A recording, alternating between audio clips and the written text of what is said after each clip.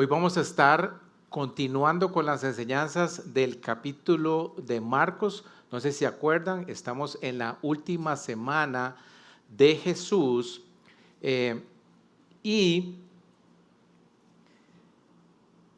es importante que tengamos en consideración el contexto en el que se lleva a cabo el peregrinar de Cristo a lo largo de su última semana. Entonces, Rodi nos había hecho una explicación la semana pasada de los diferentes símbolos del afiche y hoy vamos a estar, como les digo, concentrándonos en uno que no está ahí, que tiene que ver con el tributo.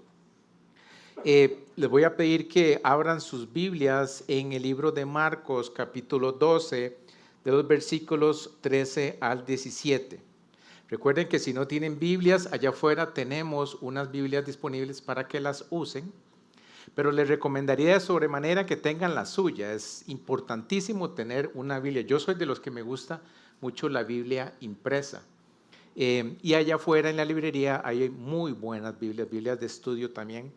Pero si usted no puede costearla, recuérdese que Rodi siempre dice que le digan a él. Entonces, si necesitan una Biblia y no pueden costearla, díganle a él, ¿verdad? No me lo digan a mí porque Rodi es el que se las va a regalar. Yo solo estoy repitiendo. Antes de empezar, quisiera que hiciéramos una oración y les voy a pedir que se unan conmigo para ello.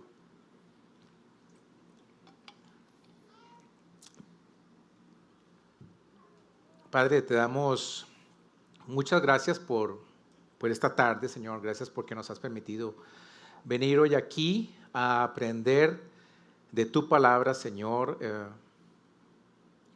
Qué privilegio realmente tenemos nosotros ahora que veía yo a la foto de Emily y el carro, Señor, de simplemente caminar unas cuantas millas, unos cuantos kilómetros y poder venir a aprender de tu palabra, Señor. Y ellos, por otro lado, tienen que ir a lugares distantes a predicarla, Señor. Yo te doy gracias por el privilegio que tú me das de hacerlo, Señor, y me queda claro, Espíritu de Dios, que no es sino por ti que esta comunidad puede aprender de tu palabra. Y yo te pido que, Espíritu, vengas hoy al corazón de cada uno y los ministres. Ministralos de acuerdo a su necesidad. Y pon las palabras en mis bocas para que yo me pueda comunicar clara y efectivamente, Señor. Yo te doy gracias por esta comunidad, te doy gracias por Casa 242. Padre Santo y querido y amado Jesucristo, te alabamos y glorificamos y es en tu nombre que oramos. Amén. Bien, Marcos 12, del 13 al 17, es reconocido como el cuestionamiento acerca del pago de los tributos o de los impuestos. Pero conforme nos adentremos en el texto, vamos a ver cómo eso tiene una connotación aún mayor que la del pago simple de los impuestos. Y por eso es que he titulado a esta enseñanza la cuestión del tributo o el cuestionamiento del tributo. Para introducir el pasaje, quisiera rápidamente hacer un repaso de dónde nos encontramos en el tiempo. Ya vimos que nos encontramos en la última semana de Jesús, a pocos días que Él sea entregado y crucificado. Me parece de hecho que estamos a martes en este momento. Jesús estaba en el templo, Rodi nos había enseñado que Jesús estaba en el templo la semana pasada y que los jefes de los sacerdotes y los maestros de la ley, así como los ancianos, estaban allí junto con él y él les enseñaba con parábolas. La parábola de la que Rodri nos mostró la semana pasada era la parábola del lagar, no sé si se acuerdan. Y quisiera retomar el último versículo de esa parábola para introducirnos en el mensaje de esta tarde, que dice así, Marcos capítulo 12, versículo 12. cayeron en la cuenta de que la parábola iba dirigida contra ellos. Buscaban la manera de arrestarlo, pero temían, a la multitud. Así que lo dejaron y se fueron. Cayeron en cuenta, ¿quiénes? Los jefes de los sacerdotes, los maestros de la ley y los ancianos, que la parábola que Cristo acababa de contarles era o iba dirigida en contra de ellos, de manera tal que esto les afectó y buscaron cómo arrestarlo. Pero, dice el texto, temían a la multitud, así que lo dejaron y se fueron. Quiero que, por favor, imaginemos la escena. Jesús andaba en el templo.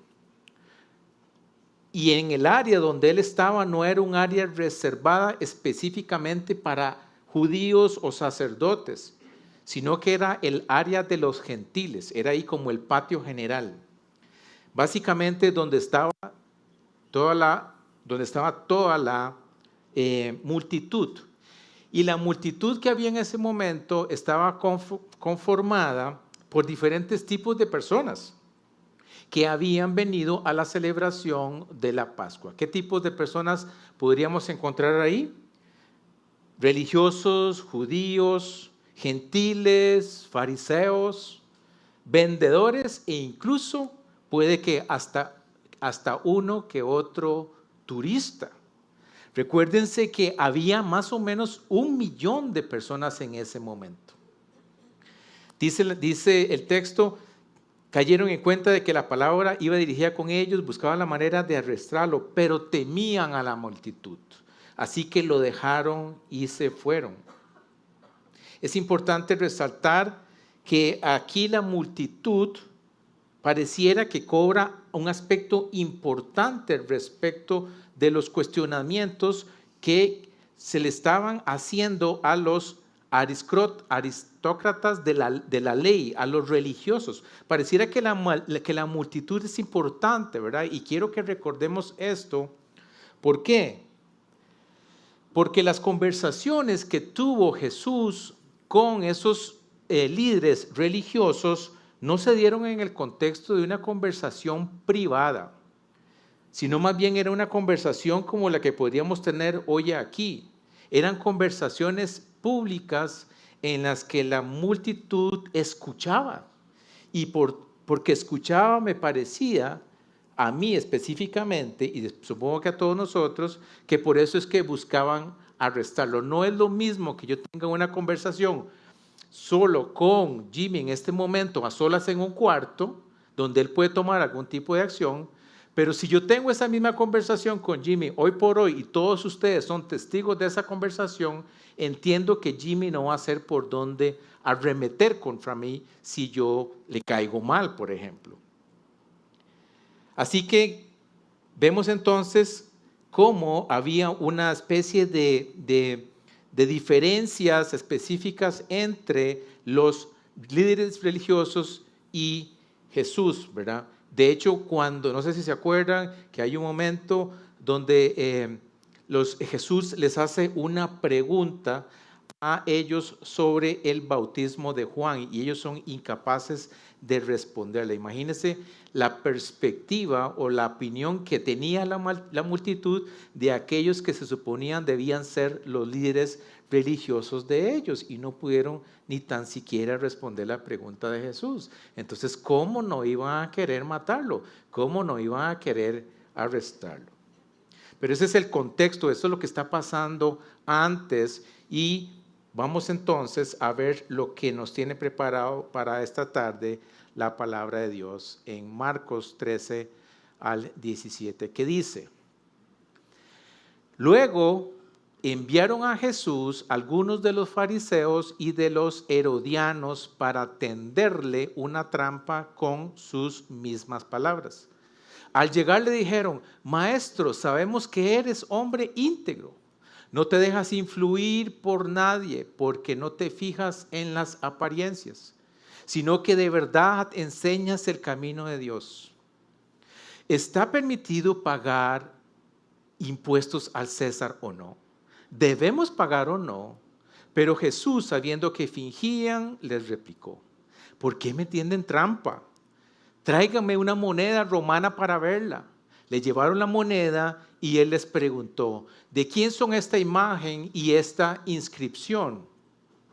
Del César, contestaron. Denle pues al César lo que es del César y a Dios lo que es de Dios. Se quedaron admirados de él. Empieza el versículo 13 diciendo: luego enviaron a Jesús algunos de los fariseos y los partidarios del rey. En esta versión específica hablaba de herodianos. En la versión que yo tengo decía partidarios del rey Herodes, para tenderle una trampa con sus mismas palabras. Y este versículo 13 a mí me crea tres cuestionamientos, tres preguntas. El primero: ¿quién envió a los fariseos y a los partidarios de Herodes o herodianos? Segundo, ¿quiénes eran los fariseos y quiénes eran los herodianos? Y tercera pregunta: ¿por qué querían tenderle una trampa a Jesús? Con respecto a la primera pregunta, ¿quién había enviado a los fariseos y a los herodianos? Pareciera evidente pensar, de acuerdo a lo que leímos en el versículo anterior del pasaje, en el versículo 12, que quienes lo habían enviado habían sido ¿quiénes? Los jefes de los sacerdotes, los maestros de la ley y los ancianos. Pero voy a ser muy franco. Para ese momento y por el conocimiento y la autoridad que Jesús había demostrado, podríamos casi asumir que la gente hacía fila para contender con Jesús. De hecho, la próxima semana Rodri nos va a enseñar cómo en la fila los que seguían eran los saduceos. Los saduceos llegaron para tener este debate con Jesús, y posterior a los saduceos, quien llega es un maestro de la ley para tener cuestionamientos con Jesús respecto de los mandamientos. Los saduceos eran parte de una secta que no creían en la resurrección de los muertos, y el maestro de la ley era parte del equipo que había mandado a los fariseos y herodianos a Jesús. En este momento, básicamente, en la fila era el turno de los fariseos y de los herodianos. Pero ¿quiénes eran ellos? ¿Quiénes eran los fariseos y por qué querían tenderle una trampa a Jesús? Veamos cómo nos lo define Ken Hughes, una de esas dos es. Mario me puede corregir. Dice: difícilmente podría haber dos grupos con puntos de vista tan opuestos. Los fariseos eran nacionalistas de Israel y los herodianos se habían vendido a los romanos y les servían como sus títeres. Los fariseos eran conservadores y los herodianos liberales en sus convicciones. Los fariseos representaban la resistencia a Roma. Los herodianos, la comodidad a Roma. Los fariseos odiaban a Jesús porque Cristo perturbaba su agenda religiosa. Y los herodianos lo odiaban porque amenazaba su orden político. Entonces, lo que nos dice Kent es básicamente eran dos grupos, dos fuerzas completamente diferentes. Una era básicamente muy controversial, era muy ortodoxa a las leyes de Moisés y al israelismo, mientras que la otra era más bien sumamente acomodada a las normas y las reglas del Imperio Romano. O sea, es básicamente que se contradecían la una y la otra, pero cosas de la vida, los dos confabularon en ese momento, se pusieron de acuerdo para ir delante de Jesús y tenderle una trampa o un cuestionamiento. Vemos aquí una alianza, entonces, ¿de qué? De personas religiosas y de personas políticas. Un grupo religioso y un grupo político. ¿Para defender qué? Obviamente cada uno sus propios intereses, ya que Jesús perturbaba ¿qué? El orden religioso para los religiosos y el orden político para los políticos.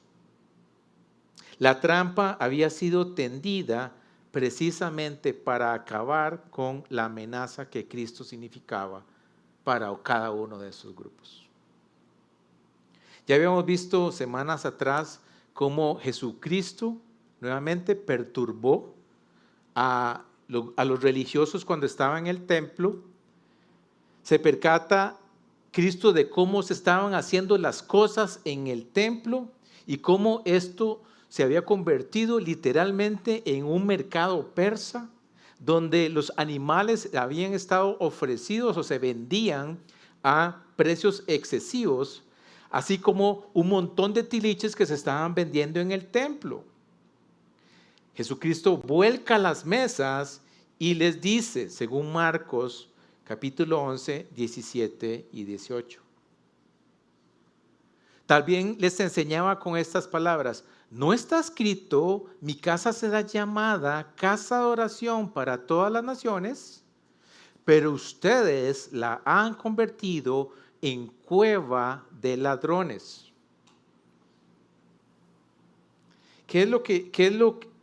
Cueva de ladrones. Y los jefes de los sacerdotes y los maestros de la ley lo oyeron y comenzaron a buscar la manera de matarlo, pues le temían, ya que toda la gente se maravillaba con sus enseñanzas. Entonces, ¿qué es lo que está pasando? Lo que está pasando es que Jesús se dio cuenta de las atrocidades que estaban pasando en el templo.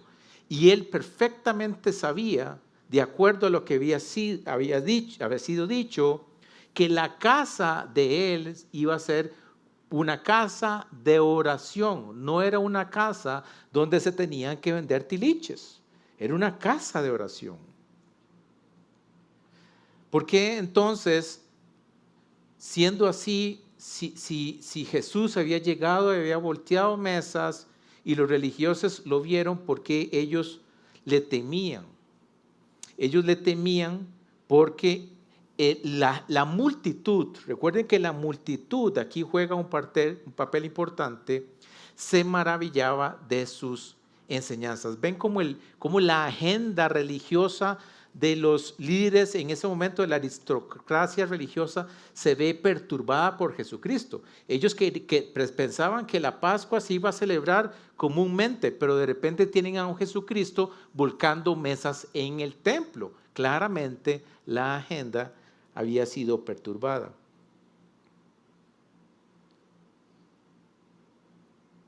Podríamos entonces decir que Jesucristo perturbó no solo a la forma en cómo se estaban haciendo las cosas en el templo, sino la razón por la cual las cosas se estaban haciendo.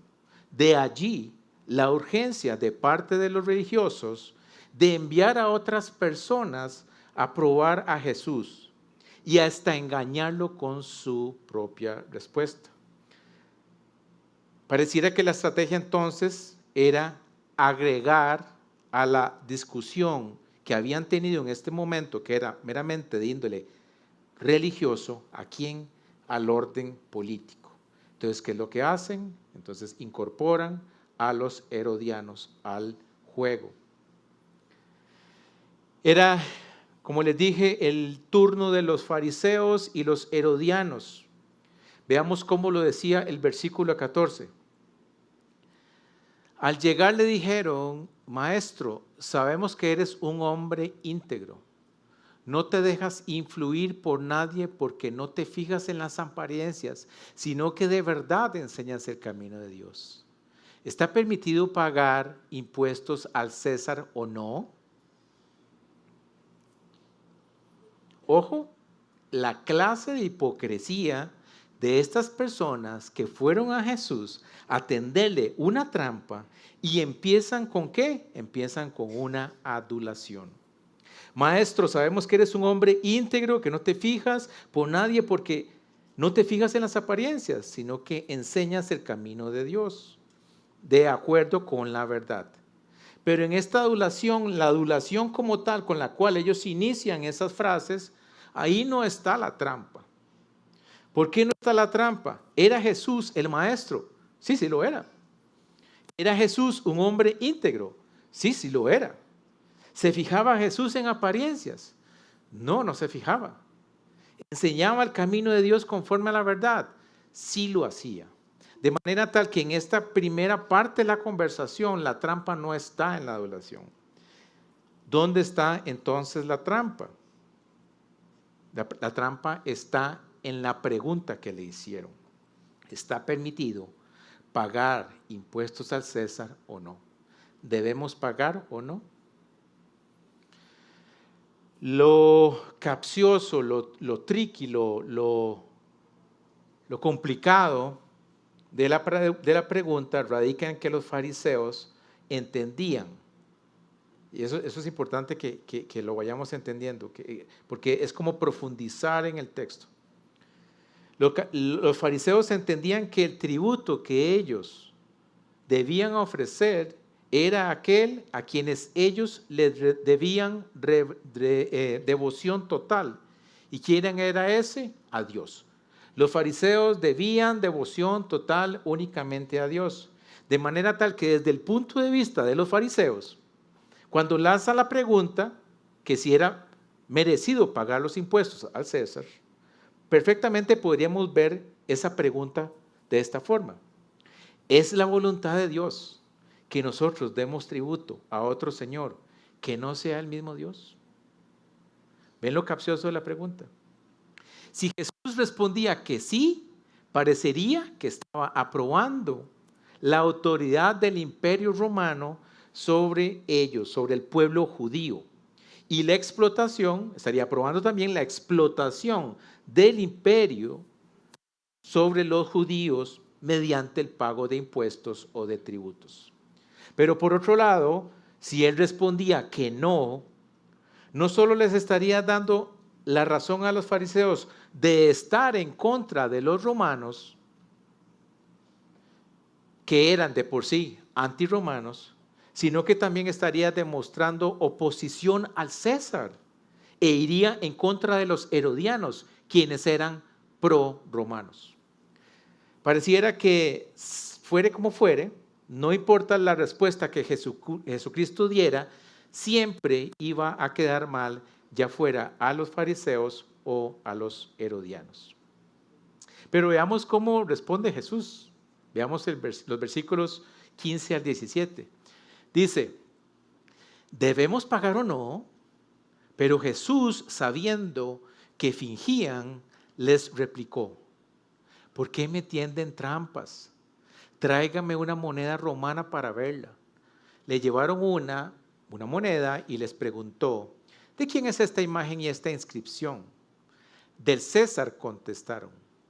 Denle pues al César lo que es del César y a Dios lo que es de Dios. Y se quedaron admirados de él. Jesús para ese momento no solo sabía que las adulaciones que le habían hecho eran falsas, sino que el propósito de la pregunta era una trampa. Y me encanta literalmente la sabiduría de Jesús en este momento al no caer en la trampa. Un sí hubiera enfadado a los fariseos y un simple no, ¿a quién hubiera enfadado? A los herodianos. Pero Jesús con su respuesta lo que hace es como devolverles la responsabilidad a los políticos y a los religiosos de brindar el tributo como corresponde. Recordemos que la multitud seguía allí y estaba escuchando toda la conversación. Por ende, lo que Jesucristo respondiera también iba a aplicar a toda la multitud. Esto también tenía responsabilidad en esa conversación. Y qué increíble respuesta la que da Jesucristo. Dice, ¿de quién es esta imagen y esta inscripción en esta moneda, en este tributo? Del César, respondieron. Pues désenla. No sé si lo ven, los fariseos y los herodianos querían que Jesús dijera, ¿es oportuno pagar los tributos? Sí, sí es oportuno para que quedara mal con unos. No, no es oportuno para que quedara mal con otros. Pero Jesús lo que hace es por el contrario. Jesús lo que no hace por el contrario es tomar partido de ninguno de las dos órdenes, religiosas o políticas, sino que simplemente lo que dice es, denle al César lo que le pertenece al César y Dios lo que le pertenece a Dios. Lo fascinante de la respuesta de Jesús está en que Él toma una moneda y le da la responsabilidad de vuelta a ellos. ¿Por qué? Porque quienes tenían que pagar el tributo, ¿quiénes eran? El pueblo de Israel. Entonces, cuando Jesucristo devuelve la responsabilidad a ellos, básicamente les está diciendo, ustedes son los que tienen que cumplir con esto. Si ustedes me preguntan a mí, yo les estoy diciendo lo que tienen que hacer. Entonces, eso es una movida maravillosa porque inclusive cuando hablamos de rendir tributo, hoy por hoy nosotros pensaríamos que el tributo tiene que ver con a quién voy a obedecer, a quién voy a aclamar, ¿verdad? Pero Jesucristo lo que les dice, ven esto, ven esta moneda, ustedes tienen que rendir tributo a quién, al dueño de esta moneda, désenlo, ¿ok? Y Él se quita la responsabilidad sobre la respuesta. Y eso es sencillamente fascinante. Eso es fascinante porque esta respuesta que Jesucristo les da, hoy por hoy, ha cambiado mucho la perspectiva, como hoy todos nosotros y muchos políticos ven las leyes en sí. Jesús no estaba tomando partido de ninguno de los dos, sino que dio a cada uno lo que correspondía. Al César, denle lo que le corresponde, que era ¿qué? El tributo. Y a Dios, denle lo que responde, que era ¿qué? Lo que vamos a ver. Voy a cambiar el orden, porque la respuesta dice, al César lo que es de César y a Dios lo que es a Dios, pero voy a ir primero a lo que dice Dios. Dice, dentro del ámbito de este mensaje, podríamos suponer que la respuesta de Jesús tiene que ver con el tributo o el pago del impuesto a Dios. Pero de ser así, literalmente debería existir una referencia directa en el texto a algún simbolismo, como lo hubo con el tributo al César. Pero eso no es así. Esa referencia directa a algo, denle tributo a Cristo. ¿Cómo? Denle tributo a Dios. ¿Cómo? Esa referencia no está allí.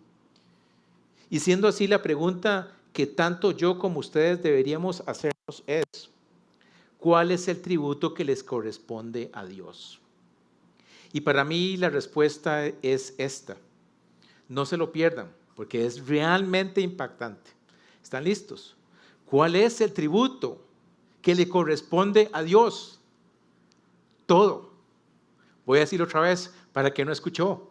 Lo que le corresponde a Dios es todo. Al César le corresponden las monedas que fueron acuñadas para el César. Y a Dios le corresponde todo lo que fue acuñado para él. En otras palabras, absolutamente todo. Veamos cómo lo dice Colosenses capítulo 1 de los versículos 15 al 19. Este pasaje a mí me conmueve demasiado, es demasiado bueno. Dice, Él es la imagen del Dios invisible, el primogénito de toda la creación. Porque por medio de Él fueron creadas todas las cosas, en el cielo y en la tierra, visibles e invisibles. ¿De quién está hablando aquí? De Jesús. Sean tronos, poderes, principados o autoridades. Todo ha sido creado por medio de Él y para Él. Él es anterior a todas las cosas que por medio de Él forman un todo coherente. Él es la cabeza del cuerpo que es la iglesia. Él es el principio, el primogénito de la resurrección para ser en todo el primero. Wow, qué increíble verdad. Hasta se me paran los pelos de cuando yo leo esto. Dice el pasaje de Colosenses, Él es la imagen visible del Dios invisible. Aquel que para muchos de nosotros es difícil de imaginar cómo es Dios, hoy podemos verlo a través de la imagen de Jesucristo. El primogénito sobre toda la creación, de manera tal que es el primero sobre todo lo que fue creado. Generacionalmente y por ende, Él recibe todos los privilegios de ser el primogénito. Todo ha sido creado por medio de Él y para Él, y Él es el creador de todas las cosas. Las que están en los cielos, las que están en la tierra, las visibles y las invisibles. Todas las cosas, ojo esto, le pertenecen a Él porque Él las creó. Él es anterior a todas las cosas de manera tal que nada existía. El universo, la tierra, nada existía y ya Cristo existía. Por medio de Él, todas las cosas forman un todo coherente. Esto es impactante. Eso significa que Él hace que las planetas y las constelaciones estén donde estén. Él hace que la gravedad de este planeta exista y esto no sea un caos. Y piensen en esto es fuerte, diría yo. Él hace que las moléculas, las células, las plaquetas, las vitaminas sean coherentes en nuestro cuerpo para que nosotros vivamos. Ese es Cristo. Él es la cabeza de la iglesia, el principio de todo y el primero en todo. Y escuchen por favor esto. Todo le pertenece a Él. Absolutamente todo. ¿Y qué me refiero con todo? Su vida, la vida de cada uno de ustedes y la mía, le pertenecen a Él. Nuestros cuerpos, nuestras mentes, lo que vemos, lo que pensamos, cómo actuamos, le pertenecen a Él. Nuestros bienes y su dinero, nuestros bienes, mi dinero y el de ustedes. Nuestras casas, nuestras familias, los hijos de ustedes y los míos. Y aún esa persona a la que usted odia, también le pertenece a Él. Nuestra soledad, ojo esto, nuestra soledad, nuestras alegrías, nuestras penas, nuestra salud y nuestra enfermedad le pertenecen a Él. Todo le pertenece a Él, a nuestro Señor, a nuestro Dios. Casi que la pregunta obvia que yo y cada uno de ustedes deberíamos hacernos hoy es, ¿le he dado a Dios lo que le corresponde? Nuestra devoción y nuestro tributo a Dios deberían de ser absolutos, deberían ser totales. Nada nos pertenece a nosotros. Todo lo que tenemos es prestado. Algo que siempre he creído es que en la medida de lo posible uno tiene que devolver las cosas mejor de como a uno se las dan. Mi mamá dice que ella quiere llegar delante de Dios y decirle, a estos que me diste te los entrego. Y Dios la utilizó a ella para que todos mis hermanos y yo mismo aprendiéramos de Cristo, conociéramos a Cristo. Ella es una buena mamá y nos cuidó demasiado, pero ella nos nutrió cuando nos enseñó a Cristo y su evangelio. Y yo espero hacer lo mismo con mi hijo. Ella lo que hizo fue mejorarnos a nosotros. Pero también estoy consciente de que yo no he ido por la vida cuidando de las cosas que Dios me ha dado. El tiempo y el dinero, por ejemplo, son cosas en las que yo no le doy el buen uso que le corresponde. El tiempo, ¿cómo desperdicio yo tiempo por ratos? Viendo YouTube. ¿Cuál es mejor, la Land Cruiser 2025 o la Land Cruiser 2024? ¿A quién le importa? Es más, le voy a decir una cosa, a mí no debería importarme por una muy simple razón, no me voy a comprar ninguna. Tal vez dentro de 25 años, cuando ya no sirva para nada. Pero el tiempo, yo gasto tiempo en YouTube y siento que es un desperdicio. Yo no siento que yo esté tomando lo que Dios me di y lo estoy mejorando. ¿Cómo desperdicio mi dinero? Con compras compulsivas, sabiendo que tengo allá en el refrigerador un montón de carne, pero igual voy y compro carne. Y de repente, cuando me doy cuenta, tengo tanta carne que entonces decido comérmela toda y entonces me doy cuenta de que he comido mucha carne. Y eso termina afectando mi cuerpo. También he abusado de mi cuerpo, debo confesarlo. Me pasó que me puse a jugar de loco, me puse a jugar de vivo en el gimnasio, entonces estaba levantando mucho peso muerto, ¿verdad? Y un día mientras, yo siento que la espalda se me cargó, dijo alguien, y mientras estaba lavándome los pies, ¿verdad? Yo me lavo los pies se lavan, ¿verdad? ¿Sabían eso? Sé que hay algunos que no se lavan los pies y que creen que el agua cuando les cayó el jabón ya se lavaron, pero no, hay que levantarle el pie y lavárselo. Entonces yo me estaba lavando los pies y donde yo levanto, básicamente me quedé trabado, como me dijo Patri, usted se quedó trabado. Y realmente no me podía agachar, yo no me podía agachar. Parecía literalmente un muñeco de futbolín, ¿verdad? Estaba quieto, yo no me podía mover. Pobrecito Juancito, J, no está por aquí, ¿no? Bueno, Juancito, el que da anuncios, estábamos dando Soulcare, él y yo, y cuando yo me sentaba, yo no me podía levantar, simplemente yo me sentaba. Entonces, para poderme levantar, él me tenía que ayudar. Lo que pasa es que él recientemente lo habían operado de la rodilla, entonces él andaba cojeando. O sea, imagínense la escena. Juan cojo, tratando de levantar a mí tieso. O sea, completamente ridícula. Hubiera sido un buen título para una obra de teatro. El cojo y el muñeco del futbolín. Pero gracias a Dios por JJ me ayudó bastante y vale que el más fuerte, la verdad. Pero sí, me doy cuenta de cómo yo he abusado de algunas cosas y creo que el exceso de este uso indebido que hago de las cosas, de no darle a Dios lo que corresponde, en nada me diferencia a mí de los sacerdotes y maestros de la ley que abusaron cobrando de malas ofrendas para el templo, como vimos semanas atrás.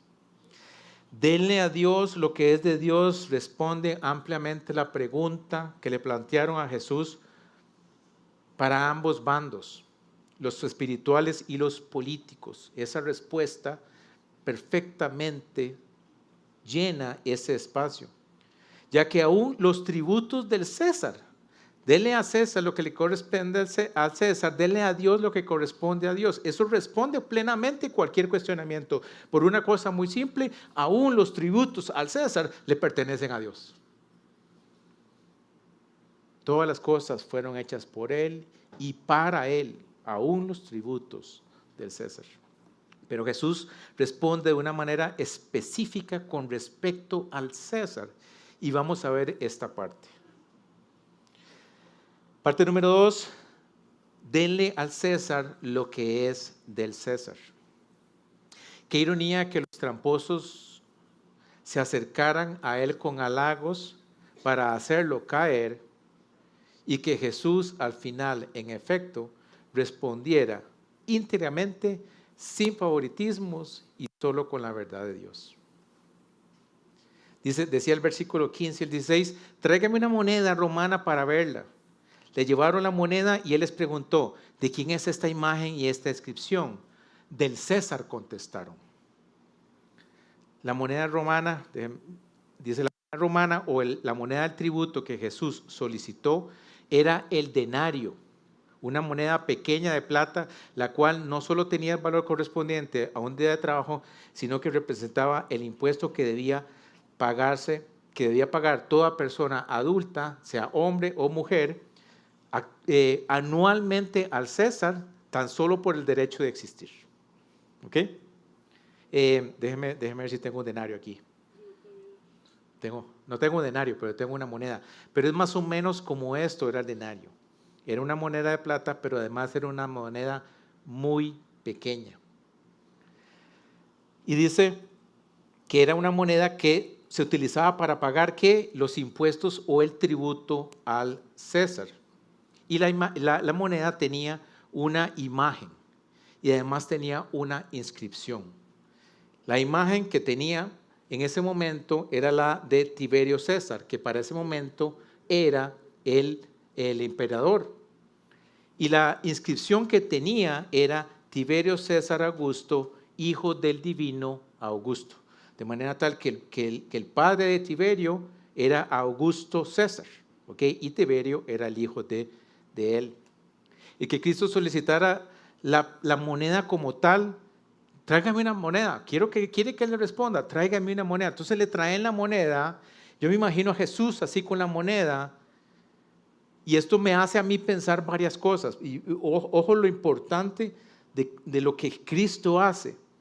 Primero, ellos estaban teniendo cuestionamientos políticos y religiosos en general.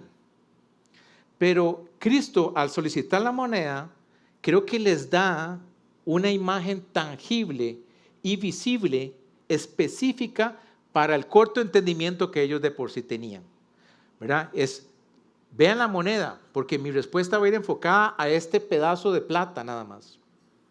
Similar a como Jesucristo, no sé si se acuerdan, lo hizo con los discípulos cuando él les preguntaron, le hicieron una pregunta a Jesús, me parece que estaba relacionado con lo que ellos llamaban los pequeños, a unas personas que no eran parte de los discípulos de Jesús, pero que estaban bautizando a otras personas, y Jesús lo que hace es que viene y trae a un chiquito, ¿verdad? Nuevamente, Jesús es maestro en eso, toma algo que para nosotros es visible y nos permite entender. Entonces, en este caso era la moneda. Me imagino, reitero, a Jesús analizando la moneda y diciéndoles, ¿de quién es esta imagen? ¿De quién es esta inscripción? ¿Lo ven? Ya no es el plano gigantesco religioso político, sino es, ¿de quién es esta imagen? ¿Y de quién es esta inscripción? Entonces, eso es importantísimo. Yo creo que Jesucristo hace como un acercamiento de la atención de ellos a solo la moneda. Punto número 2. Me parece que lo que alcanzo a ver es que los fariseos y los herodianos realmente no podían razonar sobre la autoridad que tenía Tiberio César, o sea, el emperador, en términos generales, sino que tenía Jesucristo que traer la atención de la influencia política que tenía Tiberio César sobre el pueblo de Israel a través de una moneda. Ya no era a través del tiempo, a través de todo lo que había pasado, sino la autoridad y todo la enmarcó únicamente en una moneda. Y lo más importante de rescatar de eso es que, como les digo, ya no estamos hablando de todo lo que ha pasado a lo largo de la historia del pueblo de Israel, y no estábamos hablando de la inmensidad de lo que la religión en ese momento, la política podía significar, sino que estaba hablando una moneda. Y creo que lo que Jesucristo estaba haciendo era tratando de hacerles ver que a la autoridad de Tiberio César jamás iba a ser comparable con la autoridad de Dios. Dios tiene toda la autoridad, visible o invisible, está por encima de todas las cosas. Punto número 3, la autoridad del Imperio Romano, la autoridad que el Imperio Romano ponía al pueblo de Israel a través del tributo o los impuestos era temporal. ¿Por qué? Porque la imagen que había en ese momento era la de Tiberio César, el hijo de Augusto César. Entonces, esa imagen era meramente temporal. Cuando Augusto César existía, la imagen que había era la de Augusto. Ahora que existía Tiberio César y Augusto no, porque se había muerto, entonces la imagen que existía era la de Tiberio. Por ende, la influencia que tenía en ese momento era temporal, suscrita al emperador del momento. Pero no funciona así con Dios. La autoridad que tenemos o que Dios tiene sobre el pueblo de Israel y la autoridad que Dios tiene sobre todos nosotros siempre va a ser permanente. Podemos imaginarnos a la autoridad del Imperio Romano suscrita en una pequeña moneda, pero la autoridad de Cristo la podríamos ver y tenemos que verlas en la imagen de Dios en nuestras vidas. Y probablemente en el hecho o con una inscripción incluso que diría, yo soy el que soy el alfa, el omega y el principio y el fin. Eso es algo que tiene que nacer de nosotros y tiene que estar impregnado de nosotros. No es una moneda. La autoridad de Dios es muchísimo más grande que eso. Y por último, queda un elemento importante que está presente en la respuesta de Jesucristo y que tenemos que rescatar, y es el hecho de que Jesús no desconoce la autoridad del César. Por el contrario, ¿qué hace? La respeta. Esto es muy consistente con lo que consta en la palabra de Dios en Romanos capítulo 13 del 1 al 7, que dice, vuelvo y repito, Jesucristo no niega la autoridad del César, sino por el contrario lo respeta las autoridades. Vea lo que dice Romanos. Todos deben someterse a las autoridades públicas, todos nosotros, pues no hay autoridad que Dios no haya dispuesto, así que las que existen fueron establecidas por Él.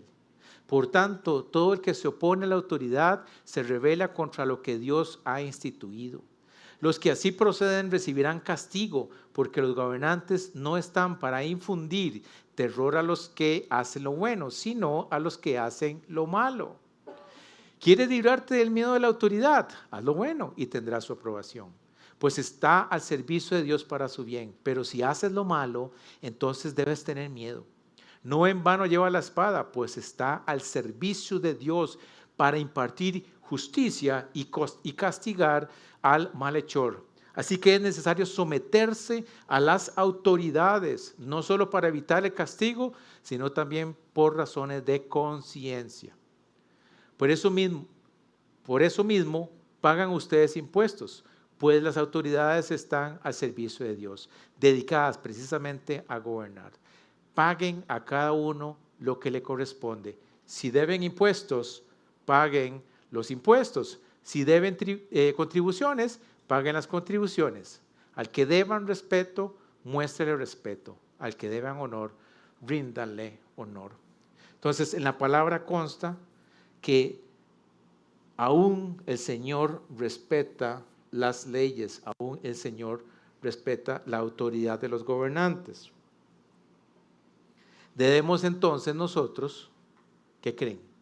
Respetarlas. Las autoridades fueron instituidas por Dios para gobernarnos. Si no las respetamos, vamos a recibir un castigo, así de simple. ¿Qué es lo que nos corresponde? Darle entonces a las autoridades lo que les corresponde. Respeto a las leyes, pago de impuestos y honor a los gobernantes, hoy por hoy, costarricenses. Esto puede ser un reto para muchos de nosotros, porque al igual que los fariseos, tal vez no estamos de acuerdo ni con las autoridades actuales, ni con las leyes actuales. En materia de tributos, debo decir que a mí realmente no me llamaba mucho la atención pagarlos. Bueno, todavía no me llama, pero antes era menos. De hecho, me iba tan mal que, por ejemplo, para el pago de los impuestos municipales, yo siempre pagaba con penalidad. Pero lo más irónico es que yo creía que le estaba sacando el clavo a la municipalidad si no pagaba durante los distintos trimestres. Y ni que se diga del impuesto de ventas, ¿verdad? Yo tenía una empresa de soporte técnico y la manejaba literalmente como una pulpería. El pan para tomar el café en las tardes representaban o lo metía como si fueran gastos de representación. Hacía lo que fuera para no tener que pagar el impuesto de renta.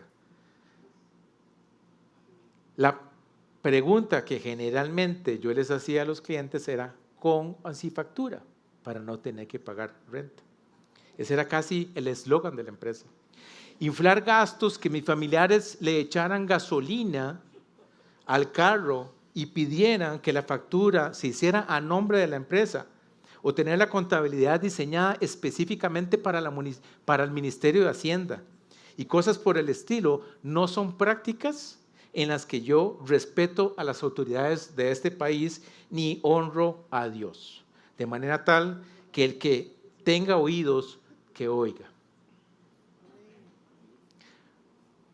Puede que algunos de nosotros digamos, pero si ahorro en el pago de impuestos, puedo darle más a la iglesia. No. Debemos ser responsables con las autoridades y pagarles lo que corresponde. quiero rescatar aquí, que es sumamente importante, que nosotros debemos respetar las autoridades y las leyes que se aprueban, mas no estamos obligados a cumplirlas cuando son contrarias a las leyes de Dios o cuando inducen a comportamientos no morales o no, cuando atentan con nuestra conciencia cristiana. Vamos a poner un ejemplo. Hagan de cuenta que se aprueban una ley para la legitimación de la marihuana en Costa Rica. Respetar la ley significa que no vamos a ir a prenderle fuego a los lugares donde venden marihuana, ni que nos vamos a dar de golpes con los marihuanos que nos topemos en las calles. Eso significa respetar las leyes. Pero eso no significa que nosotros las vamos a promover ni las vamos a practicar, porque reconocemos que el uso de los narcóticos afecta nuestro cuerpo, afectan nuestra relación con Dios, crean un Dios diferente de Dios que se llama marihuana, y esto afecta seriamente no solo nuestra integridad, sino también la de las familias. Para ir terminando, en el final del pasaje 17, Jesús les dice: denle pues a César lo que es de César y a Dios lo que es de Dios. Y quedaron admirados de él. La multitud quedó admirada de la respuesta que Jesús les dio. Entiendo que el ser íntegro como Jesús involucra respetar las leyes y a las autoridades nacionales, lo que corresponde a la vez si yo lo hago, lo que correspondería a la vez es que le estaría dando ¿a quién? A Dios lo que es de Dios. Que la multitud quedara maravillada me hace pensar para mis adentros, y yo le extiendo la pregunta a todos y cada uno de ustedes: ¿hasta dónde yo mismo sigo el ejemplo de Jesús?